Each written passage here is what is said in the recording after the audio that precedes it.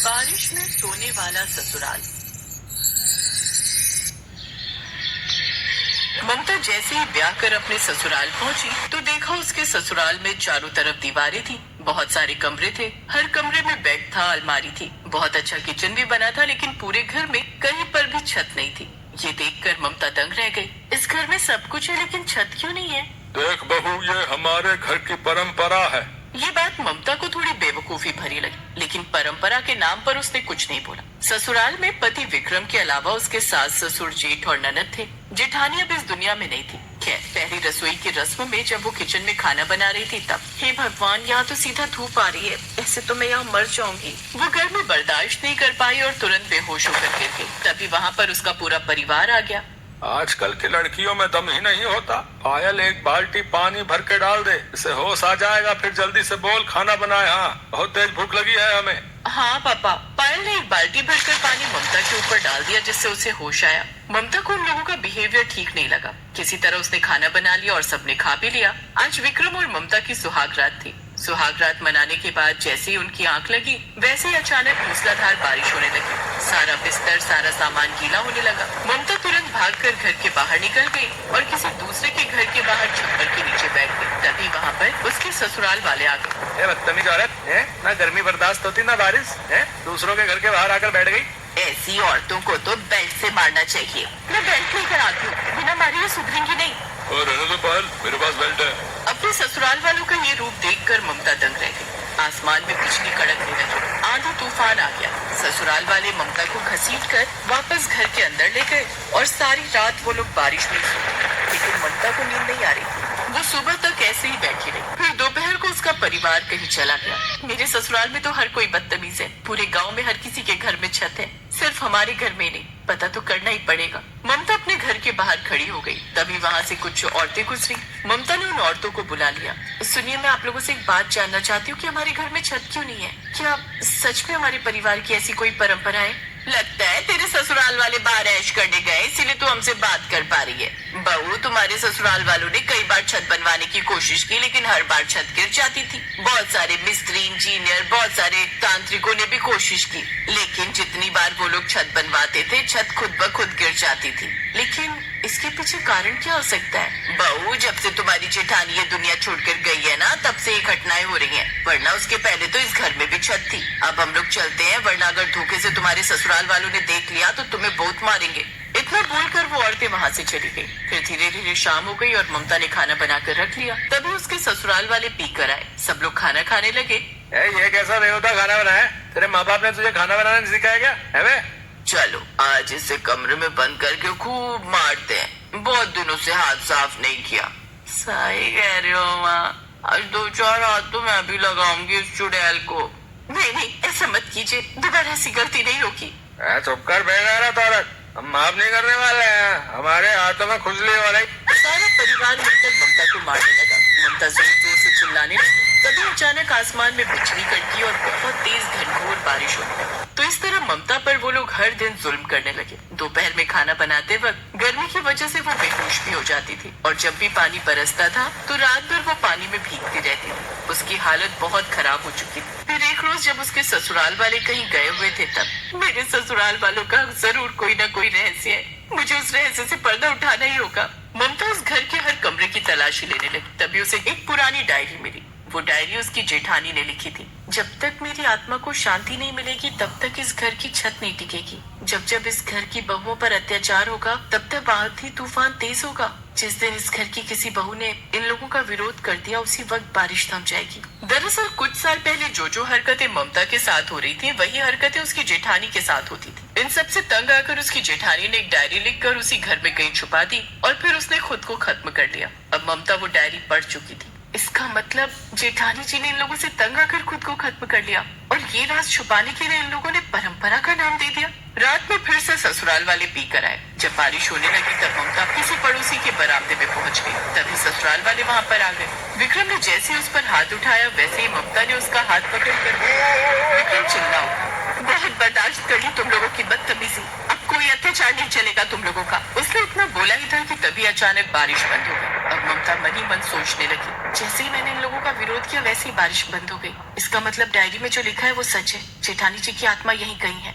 अगले दिन ममता ने ससुराल वालों को घर के अंदर सबको रस्सी से बांध दिया। फिर वो बाहर गई, फिर ढेर सारे मिस्त्री और छत बनाने का सामान लेकर आ गई। तभी मिस्त्री बोला, बहन जी फालतू पैसा खर्च मत करो। इस घर में हमने कई बार छत बनाने की कोशिश की लेकिन वो टिकी नहीं।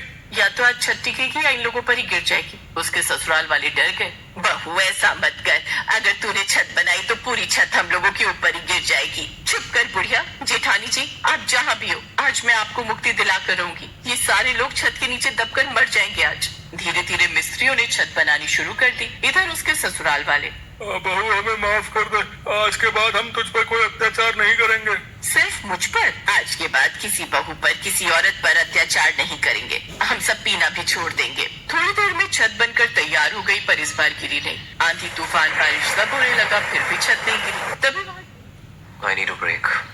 ममता, आज इन लोगों ने माफी मांगी। तुमने इन्हें सुधार दिया, इसलिए अब मेरी आत्मा को शांति मिल गई है। लेकिन अगर आज के बाद किसी औरत पर अत्याचार किया तो ये छत तभी गिरेगी जब तुम सब नीचे सो रहे होगे।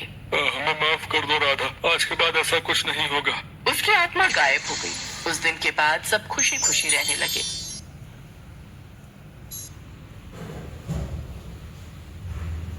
मुंबई शहर में मॉनसून आया नहीं कि बारिश का कहर बरसने लगता है। घनश्याम की पत्नी सुमित्रा, 2 छोटे बच्चे और बूढ़े माँ बाप मुंबई में एक पुरानी बस्ती में रहते थे। सुमित्रा ला दे, अम्मा की कौन सी दवाई लानी है? एक तो वैसे ही काम नहीं, ऊपर से दवाइयों का खर्चा नहीं निपटता। ये पर्चा और ये पैसे काम से मिले थे, इन्हीं का राशन लाना है और जो पैसे बचेंगे अम्मा की दवाई ले आना। चल जा रहा हूँ, ले आऊंगा। सुमित्रा, तूने आज फिर घनश्याम के हाथों में पैसे कैसे पकड़ा दिए? तुझे पता तो है, फिर मदन के साथ जाकर कच्ची शराब पी आएगा या पत्ते खेलने बैठ जाएगा। क्या करूँ बापू, जबरदस्ती ले गए कि मैं ही लाऊंगा घर का सामान। पर सुमित्रा, बारिश की वजह से कब हम पर मुसीबत आ जाए, कौन देख कर आया है? माँ, बहुत भूख लगी है। माँ मुझे भी। बंटी, ये 10 रुपए ले, साथ वाली दुकान से छोटी डबल रोटी ले आ। बंटी बराबर की दुकान से डबल रोटी ले आता है। सुमित्रा थोड़े से रखे दूध की चाय बनाकर बच्चों को चाय ब्रेड खिला देती है। दिन बीत जाता है, शाम होने को आ जाती है, पर घनश्याम का कुछ पता नहीं कहाँ गया। रात के 7 बजे। मैंने आपको सुबह राशन और माजी की दवाई के पैसे दिए थे, पर आप तो ये तली हुई मच्छी उठा लाए हो। अब तू मेरे खाने पे भी नजर लगाएगी? जान नहीं लाया राशन क्या कर लेगी? अरे घनश्याम, कुछ तो शर्म कर। सुमित्रा घरों में चूल्हा चौका करके थोड़ा बहुत कमाए और तू उजाड़ दे। बाबू, तुम बीच में न बोलो तो ठीक हो रहेगा। मेरी ही गलती है जो इस मनुष्य घर में आ जाता हूँ। मैं आज बाहर सोऊंगा और कल तेरी पाई पाई न चुका दी तो मेरा नाम भी घनश्याम नहीं है। अभी वो नशे में है। बहू, सुबह जब नशा उतरेगा अपने आप ठीक हो जाएगा। अम्मा, ये थोड़े से चावल रखे हैं, बना लो। हाँ बना ले बहू। घनश्याम तो बाहर बरामदे में सो गया है, अब सुबह ही उठेगा। इतनी तेज बारिश हो रही है, सड़कें पानी से भरी हुई है, हवा से छप्पर टूट गया तो? सोने दे बहू, बारिश पड़ेगी तो अपने आप अंदर आ जाएगा। सुमित्रा चावल बना लेती है और रात का खाना खाकर सब सो जाते हैं। बारिश और तेज हो जाती है। आधी रात के वक्त सुमित्रा की आंख खुलती है। ये क्या, पूरे घर में पानी? अम्मा, बापू जल्दी उठो, ये क्या हो रहा है? अरे इतना पानी ये कैसे आया? लगता है बारिश रुकी ही नहीं। क्या करें, बंटी और पूजा को गोदी में उठाओ और बाहर चलो। घनश्याम भी तो बाहर सो रहा था। घनश्याम पर जब टूटे हुए छप्पर से बारिश पड़ने लगती है, उसकी आंख खुल जाती है। ये क्या, इतनी बारिश, पानी की तो नदी बन गई है। घनश्याम जैसे ही चारपाई से उठता है, छप्पर नीचे गिर जाता है। घनश्याम बाल बाल बचता है। तुम लोग रुको, मैं एक एक करके सबको बाहर निकालता हूँ। बंटी तू मेरे कंधे पर बैठ जा। पूजा अब मेरी गोदी में आ। घनश्याम बंटी और पूजा को उठा लेता है। सुमित्रा अम्मा का हाथ पकड़ती है। जैसे तैसे वो घर के बाहर सड़क पर पहुंच तो जाते हैं, पर सड़क पर पूरा पानी भरा होता है। ये तो पूरी सड़क पानी से भरी हुई है। अब क्या करें? लोग बारिश के पानी में डूब रहे होते हैं। कहीं बच्चे रो रहे थे, कहीं कोई बिछड़ गया। घनश्याम को याद आता है कि मदन के पास अपनी नाव है। सुमित्रा, तुम माँ बापू और बच्चों का ध्यान रखना, मैं अभी आया। पर आप कहाँ जा रहे हो? मुझे तो डर लग रहा है। मुझे याद आया, मदन के पास अपनी खुद की नाव है। अगर माँ बापू को उसमें बिठाकर किसी सुरक्षित जगह पर भेज दें, हम तो जैसे तैसे चले ही जाएंगे। घनश्याम तैरता हुआ मदन के घर पहुंचता है। अरे, लगता है मदन नाव में जाने की तैयारी कर रहा है। मदन, माँ बापू को भी अपनी नाव में बिठा ले। मैं सुमित्रा और बच्चों को लेकर तेरे पास पहुंचता हूँ। घनश्याम यार, वो सुरेखा और बच्चे कुछ जरूरी सामान भी नाव में रख चुके हैं। अब तो नाव में बिल्कुल भी जगह नहीं है। माफ करना। अच्छा, पानी का बहाव तेज हो रहा है, अब मैं चलता हूँ। मदन घनश्याम को साफ मना करके अपने बीवी बच्चों के साथ नाव पर निकल जाता है। घनश्याम वापस आ जाता है। देखा तूने, यारी दोस्ती पालने का नतीजा। आज ऊपर दगा दे गया वो तुझे बिगाड़ने वाला। अब तो घनश्याम और भी घबरा गया कि कैसे अपने परिवार को बचाए। कोशिश करके एक दूसरे का हाथ पकड़कर वो थोड़ा आगे बढ़ते हैं। सड़क की दूसरी तरफ